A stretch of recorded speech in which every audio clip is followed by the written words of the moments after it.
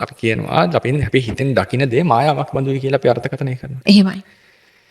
හිතෙන් දකින දේ මායාවක් බඳුයි කියනකොට මේක එක එක ක්‍රම වලට විවරණය කරන්න පුළුවන්. හොඳයි. මම මේ විවරණය කරේ සිතෙන් දකින දේ අනිත්‍ය දෙයක් නේ දකින්නේ.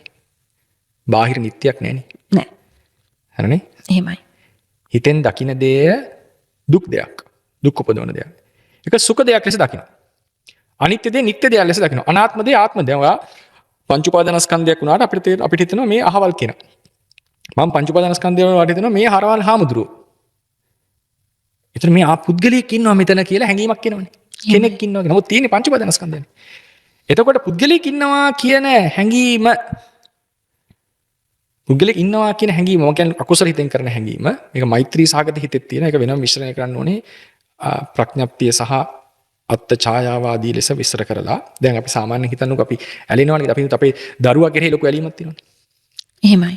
එතන මගේ දරුවා කියලා අල්ලගන්න. කවරක්ද මේකේ මගේ වෙන්නේ? මොන රූපස්කන්ධයේද, වේදනාස්කන්ධයේද, සංඥාස්කන්ධයේද, සංස්කාරස්කන්ධයේද කියලා හොත් මොකටවත් කියන්න බෑ. එතන මේ එකදු ස්කන්ධ ආත්ම නොවන ස්කන්ධ ටිකක් ආත්මයන් ලෙස ගන්න. මේක මායාවක්.